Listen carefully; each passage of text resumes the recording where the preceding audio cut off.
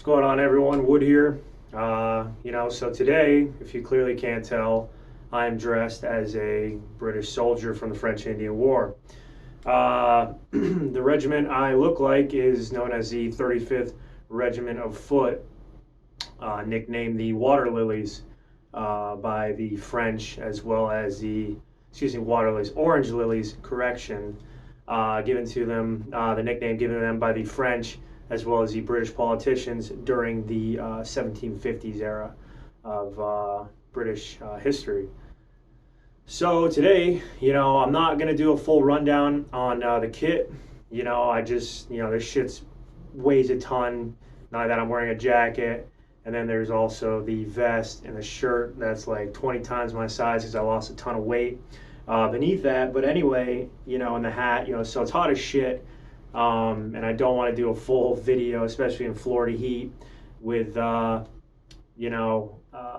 full kit on. So anyway, I'll do the video for now just with the uniform on, because that's enough. That's all I can take right now, and explain to you more about my British Brown Bess, which you see if you follow my good friend Ordnance Sergeant. You see in his videos he talks about his Brown Bess. Well, this is my Brown Bess. It's a little different than his. He's got brass pieces on his, whereas I have steel pieces, and I'll explain a little bit about that too. So without any further ado, this is my video on my Brown Bess. It is a first pattern, first model British Brown Bess 1735 era issue. The British Army in 1735 used steel fittings attached to their muskets and eventually switched to brass because it was more cost effective to make muskets with brass fittings as it was to use steel fittings. So for any of you looking to do like a Jacobite rebellion, you can always get this uniform. If you actually look at some of the photos for the Jacobite rebellion, a lot of the British guys you see are actually wearing this style uniform or this kind of color. Believe it or not, it's not a yellow, it's actually a really, really light kind of mixed yellow-orange color. The fabric on the uniform is actually, I'll move in close, is actually original lace to the time of that period of British military history. And as I said, the musket is a 1735 British Brown Bess 75 caliber musket, which would have been your standard issue firearm for the British Army for about 200 years, spanning from the early 1700s all the way until probably after the Napoleonic War. Then they started to swap them out for the 1853 Enfields, which was then used, so on and so forth throughout British military history from that point forward until the introduction of the bolt-action rifles and the Martini-Henry rifles, which, if you guys know anything about British military history, definitely do your research on those muskets and those rifles. Really cool weapons, definitely worth a check out. But for now, as I said, this is just my video on my British Brown Bess. So this Brown Bess fires a 75 caliber musket ball. You can put a 69 caliber musket ball. You can turn these things into a giant shotgun, as Ordnance Sergeant has clearly stated in his videos. You can also check out us firing these muskets on both my YouTube channel and Ordnance Sergeant's YouTube channel. I've had this musket, I'd say 7, maybe 8 years now. As I said, I got into French Indian War reenacting, 7, 8 years ago. I joined the 35th Regiment of Foot out of Albany, New York. If you've ever seen the movie Last of the Mohicans, 35th Regiment of Foot, you'll actually hear that regiment stated multiple times. And actually the unit that you see in the movie Last of the Mohicans defending Fort William Henry is actually the 35th Regiment of Foot. The 1st and 2nd Battalions, as well as the 1st and 2nd Battalion of Grenadiers, are also in that movie. So yeah, this is that uniform that you would see in that movie. Just this is the legitimate uniform, not the one you see in the movie. The one you see in the movie is a Hollywood version. Obviously Hollywood cuts corners, so they just want to make generic uniforms just to kind of push the movie along. Go, okay, yeah, here's the British, whatever.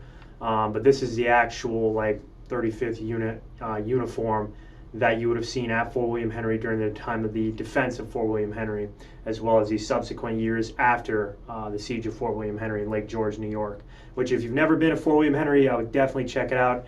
It's a cool fort, definitely worth the visit. There's a bunch of super cool people there that can explain to you what happened. I'm not going to get into the full history of that.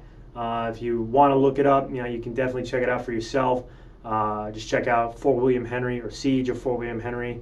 Definitely worth checking it out if you're ever up in that area in upstate New York, in Lake George, New York. It's about 2 hours north of Albany, New York. So really cool place to go. So yeah, as I said, this is my musket. So the British Army used steel fittings, which mine has. You can kind of make them out. Steel fittings, again, steel fittings, not your brass fittings that you would see on the Revolutionary War era muskets. This is a reproduction musket. I bought this.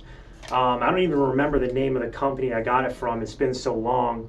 I know that the last time I asked him about trying to get a musket from him, unfortunately, the gentleman who ran the business stopped making muskets after almost 50 years because his wife had some serious health problems. So I don't know if you'll ever watch this, brother, but definitely, my thoughts and condolences to you and your family.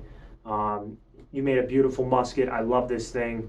I'm sorry it looks like shit, especially for you guys checking my video out. My muskets and my weapons are usually pretty clean, but this one unfortunately has seen a lot of firing, a lot of wear and tear. So unfortunately, with black powder weapons, muskets, etc., you're going to have a lot of rust and a lot of pitting, a lot of rust and a lot of pitting. And that's another thing too, guys. I wanted to explain that this is actually a Dublin castle marked with the Gregorius Rex symbol for King George of England. So this is a standard issued musket for them at that time. Dublin Castle, which interestingly enough is in Ireland, but the regiment I portray was actually formed at Dublin, in Dublin during the 1730s, maybe even 1720s. I don't really quite remember the history of the unit right now, but yeah, the unit was formed in Dublin, Ireland, was wiped out in some Irish revolutions, was reformed, sent over to the United States, then North America, to fight the French on the frontier, and subsequently was wiped out again at Fort William Henry and reorganized and fought again up in Canada during the French Indian War, and actually had their first victory in Canada at the Siege of Quebec. Well, actually, the Siege of Philipsburg, which is actually a really cool fort. You guys get a chance to go up there too. Definitely worth checking that place out. As I said, 75 caliber musket, single shot, black powder. Obviously, everybody, if you've seen Ordnance Sergeant's videos, y'all know how to load these things. You flip your frizzen forward, pour your powder into the pan, go to half cock, obviously, first, before you do any of that shit. Pour your powder into the pan. There's a little touch hole, you can see it right there, where you pour your powder charge in. Close your pan.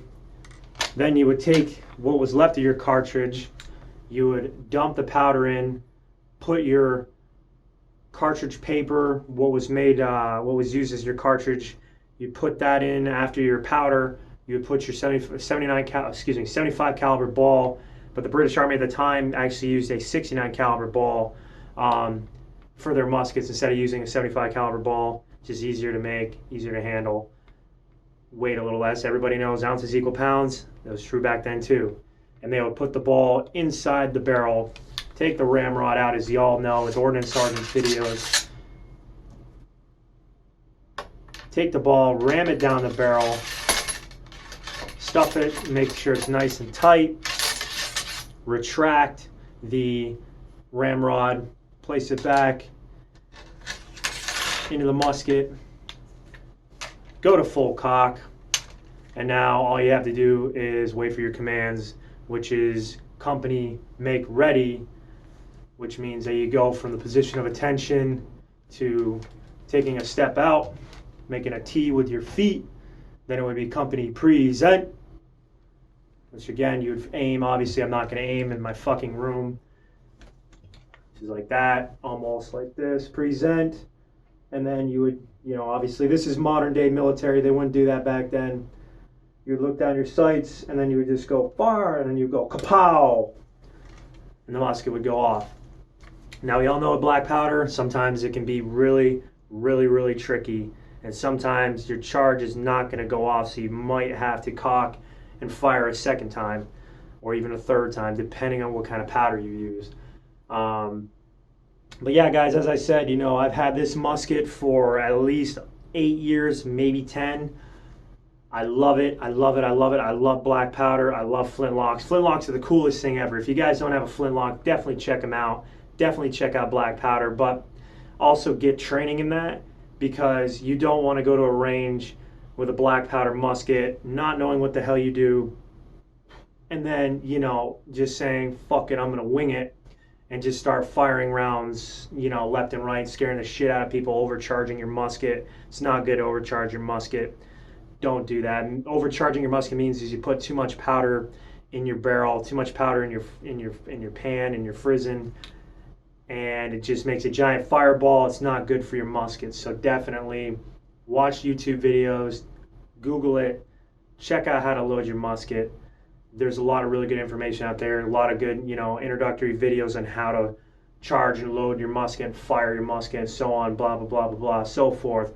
But, I would definitely recommend getting a musket. I love it. It's a humbling experience, especially when you're trying to handle later on modern day firearms. So that way you kind of know where these weapons came from that you're handling today.